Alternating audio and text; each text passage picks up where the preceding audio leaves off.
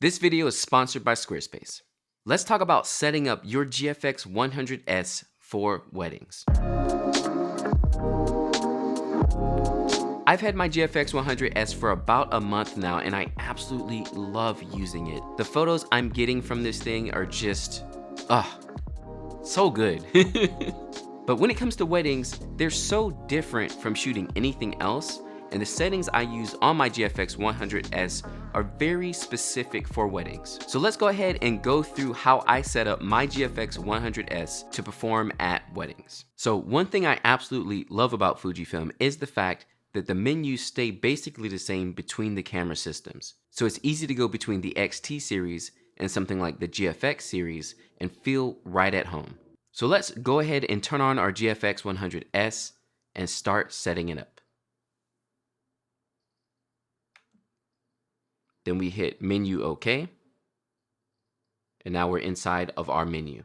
Keep in mind, we're going to be setting up the GFX 100S for weddings. Weddings are very different from other types of photography, and what I need from my camera is going to differ from if I was doing portraits, engagements, fashion, or corporate work. To start out, I'm going to go back to the top.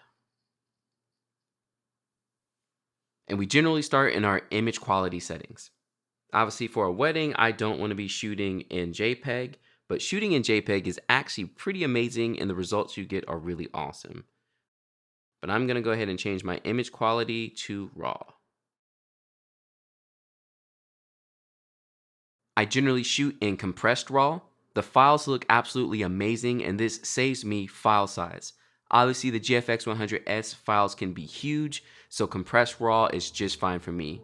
Generally, with all my Fujifilm cameras, I shoot in compressed RAW because I get more photos, and honestly, I can't tell the difference between compressed and non-compressed, so may as well get your extra photos in. For film simulation, I'm always using classic Chrome. Obviously, this doesn't make a huge difference since I'm shooting in RAW, but it does change how it will look on the back of your camera. Also, if you decide to shoot RAW and JPEG, your JPEGs will be in classic Chrome. Personally, classic Chrome is my absolute favorite, so I'm all day classic Chrome. For my grain effect, I usually like to have it strong or weak. I was actually just shooting in JPEG the other day, and I just love the way it looks, so I do turn that on. Color chrome effect and chrome effects blue, I just leave those off. And I usually also don't use the skin smooth effect. For my dynamic range, I generally like to keep that at 100 and just keep it at auto priority for the dynamic range priority. White balance is something that you can change outside of the settings, so I don't worry about that here.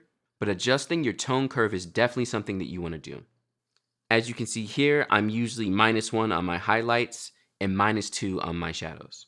Keep in mind, if you're shooting in RAW as well and you want to do a RAW conversion inside of the camera itself, you can change the tone curve on the photo before you make it into a JPEG. However, if you're shooting in JPEG only, the tone curve is going to be written onto your actual JPEG file. Color I leave alone. Sharpness I'll +2. And high ISO noise reduction I also leave alone. Your color space generally should always be sRGB. At this point, nearly everything shows photos in sRGB, so you may as well just go ahead and shoot in it. I don't believe in using any other types, and I think sRGB is just fine. And the rest of the stuff in here, I just leave how it is.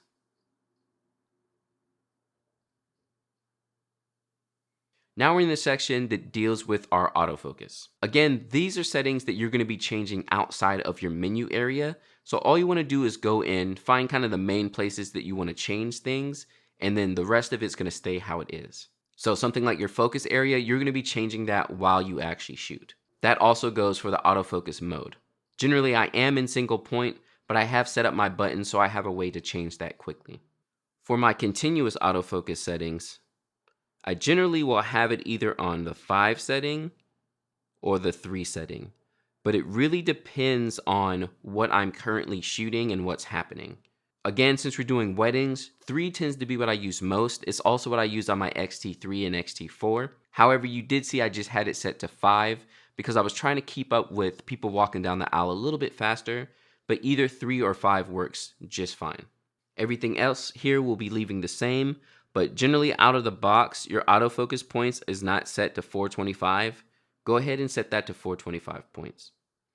Now, something I haven't tried out yet, but I might do, is I've noticed the more you give the GFX 100S to do, the slower it's going to be at calculating what it needs to do, which makes perfect sense because it's a 102 megapixel camera. So changing it back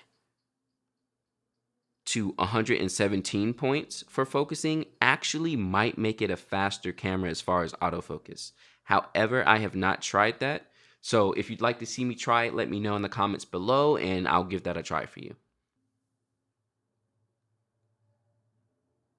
Next, we have our face detection and eye autofocus detection. Generally, I will have this turned off, especially on a wedding day. Now, if I'm shooting an engagement session or a portrait session, which you can check out one of my GFX 100S portrait sessions on the link above, I will generally turn on the face detection there because it's just one person or two people, and it just makes it a little bit easier to focus. However, on a wedding day, I'm using single point autofocus, and I just move the autofocus point with my little joystick here on the back. So for now, I'm gonna go in and I'm gonna turn this off. Also, again, something like face detection is something you should have set to any of the buttons on the outside of the camera so you can get to it quickly. And also, this is another section of the camera where I don't mess with the settings too much. Everything here is pretty much good to go. Also, as you see here, I usually turn off the touchscreen. It tends to get in the way for me personally, and my nose taps the screen sometimes and changes where my focus is.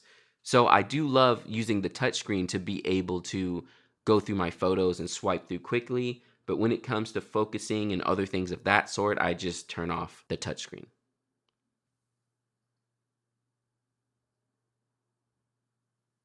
For the shooting settings, these are also very specific settings that I generally don't have to set up.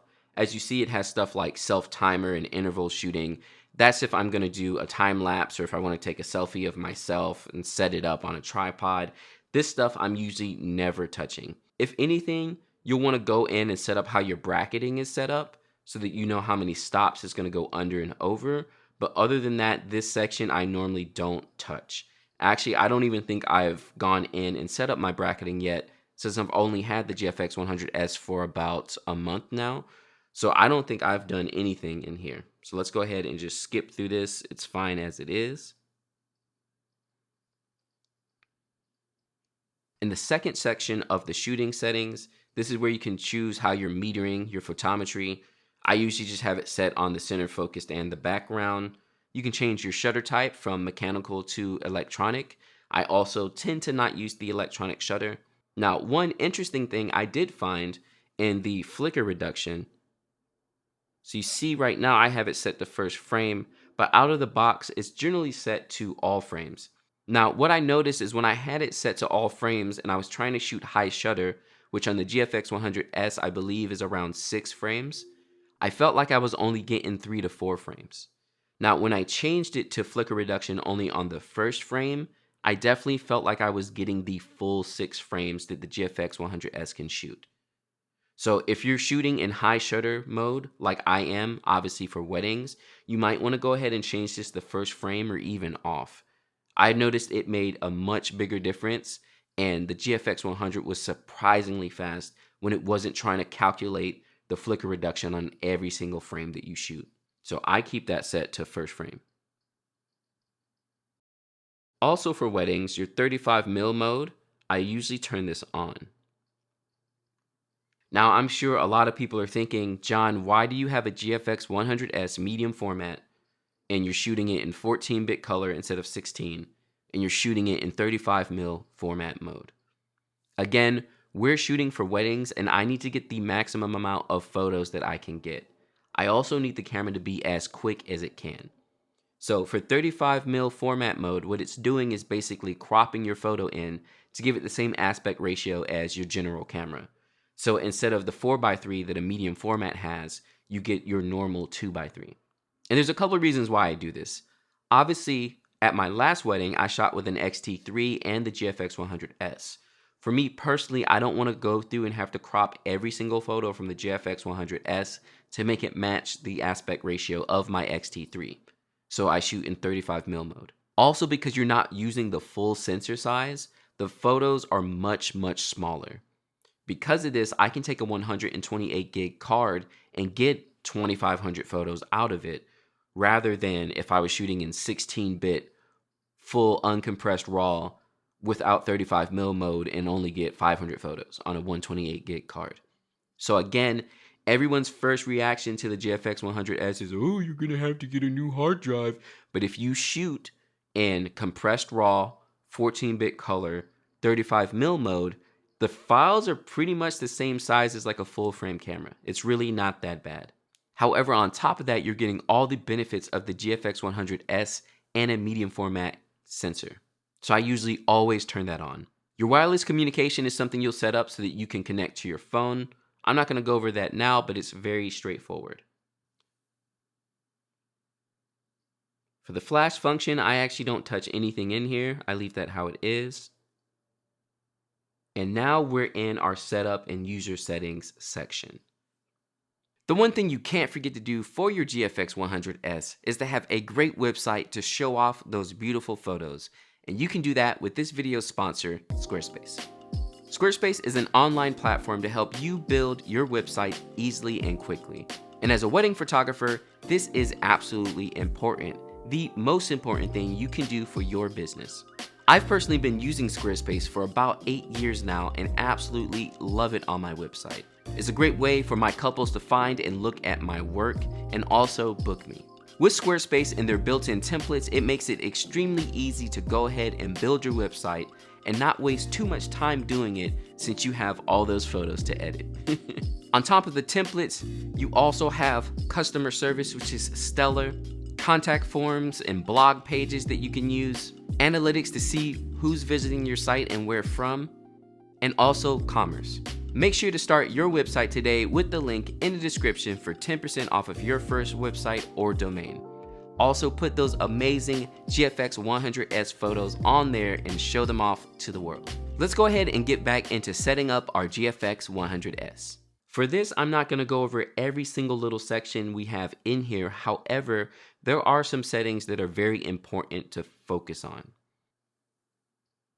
Inside of user settings, obviously make sure you set your date and time.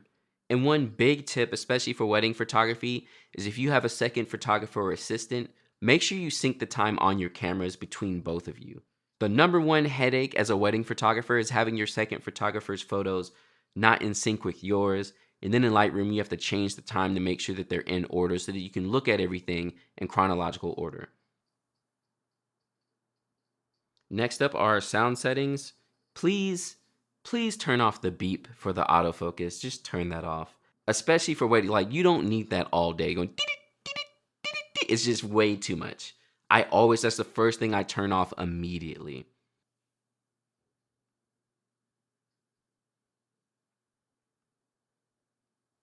For your screen setup, not much is changing here, and a lot of it is personal choice. At most, I'm changing the EVF and back screen brightness. Again, you don't want it to be too bright so that you're not burning through your batteries, but you also want to be able to see what's happening in the EVF and also on the back of the screen. Also, I usually like to change the image display here. That's just when an image is going to show up after you've taken it. You see I have 0.5 seconds, so I can just kind of chimp immediately after taking the photo. The button dial settings. Now this is the most important part of the camera. Now the reason dealing with your button settings is so important is because this is how you're going to use your camera. Now again, what you're going to be looking at is how I set mine up. However, you can set it up however it works best for you.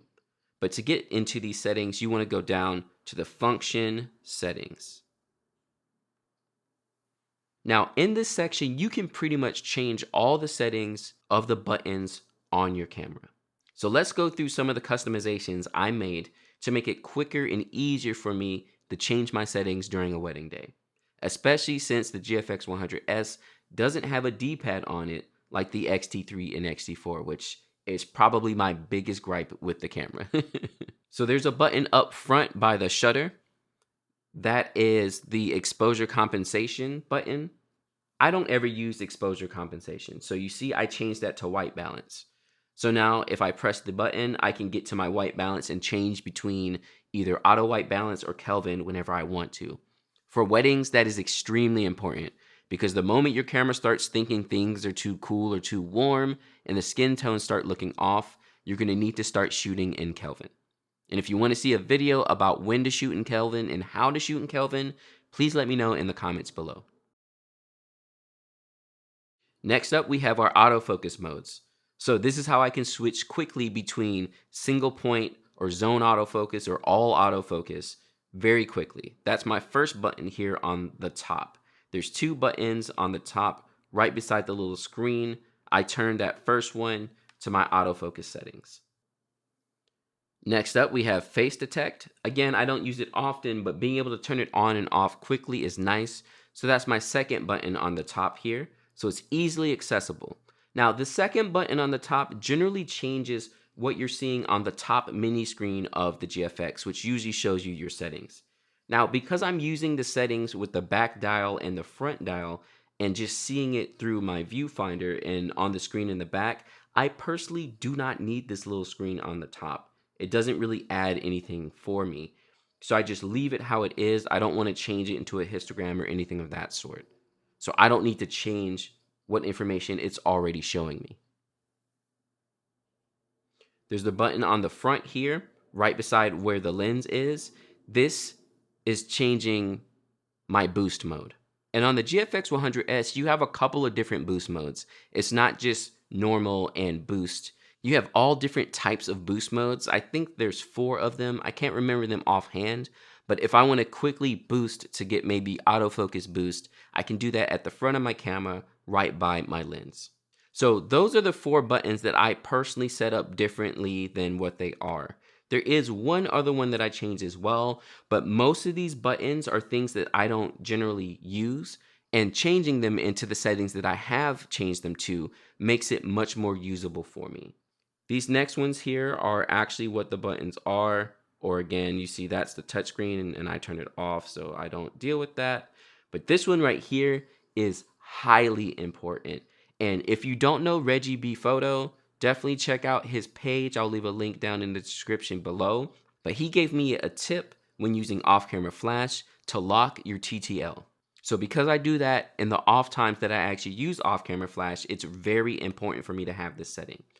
So you see, I changed the AEL to lock my TTL. So if I have a flash on my camera and it's the master and it's controlling an off-camera flash, I will lock my TTL and shoot it all in manual. That way the camera doesn't have to think too hard about controlling the other camera, which makes the flashes go off much quicker. I highly, highly recommend turning this on to a button because it just makes it much easier to get to. So again, your function buttons are very important. That is how I set my function buttons up.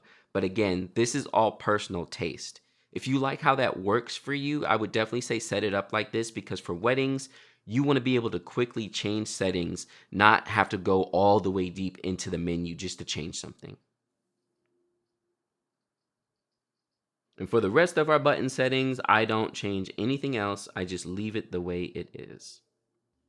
So the other 2 very important settings, in my opinion, are the ones here on this second page of the button dial setup. Shooting without a lens, turn that on.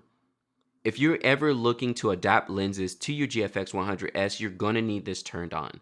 Because basically when you have an adapter on your camera, it doesn't think that it has a lens on it and it won't shoot. Whereas if you turn this on, I can shoot it even when there's not a lens on it at all, and it'll be fine with that. The other thing I turned off, which is highly important for wedding photographers, is shoot without a card. Please, God, turn this off. Turn it off. Because you do not want to ever be in a situation where you didn't put SD cards in your camera for some reason, and it doesn't tell you because it has shoot without card on. So you'll think you'll be doing fine and having a great day, and then realize you have no SD cards in your camera.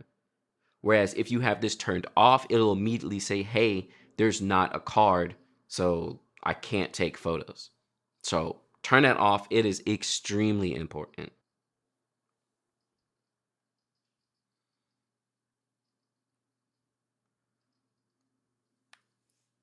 For power management, I generally turn off the auto power off. During a wedding day, I turn off the camera myself personally to save the battery, and I can handle that myself. Having the camera auto power itself off on a wedding day, if I happen to have left the camera on and then a moment happens, auto power off is just going to mess me up and I'm going to miss the moment. So I personally turn off the camera and deal with that myself rather than letting the camera do it. Also, another setting that I changed was the auto power off temperature. So what I noticed when I first started using my GFX 100S is that it definitely overheats fairly quickly. However, I've never gotten a full overheat where the camera had to turn off. But the warning came up very often and I was actually very surprised by it. By changing to auto power off temp to high, I don't get the warning as soon and I'm able to shoot longer without any problems. Again, I've never had my camera actually overheat, so this is not a problem for me at all. And I've shot a full wedding with this. And I mean, I was even doing the first dance and couple dances and parent dances at the reception, and the camera was fine. So it really doesn't overheat like that. But turn this to high if you don't want it to warn you when it even gets like a little tiny bit warm. And last but not least is your save data setup. The biggest thing to focus on here is your card slot settings. So how you're going to be actually saving your photos. Generally for a wedding, I'm changing both photo and video to backup.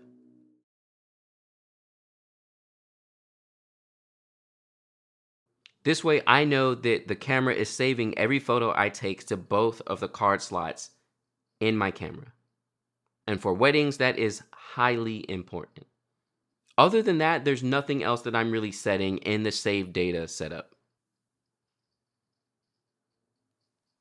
One more bonus that I forgot to talk about, and something that I generally do once I get up to reception time, is change my screen setting setup.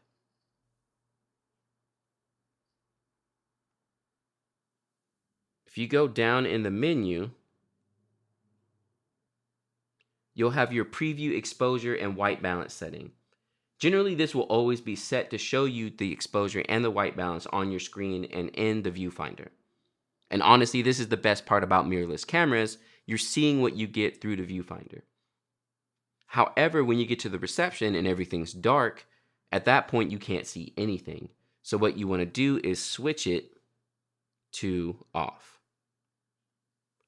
That way you can still see what's happening, and then you'll just have to set your settings that way. But as always, we want to keep this to preview, exposure, and white balance. So these are what I would consider the best settings for the GFX 100S for shooting weddings. I know you might be thinking, why do you have a medium format camera and shoot it cropped and compressed? But honestly, the results I'm getting speak for themselves. Let me know what you think of the settings, and if there's anything else you would change as well, just leave them down in the comments below. And don't forget to hit the like and subscribe for more wedding photography information, as well as Fujifilm specific videos. Thanks again for hanging out on the channel, and I hope this was helpful for you. I will catch you all next time. All right, peace.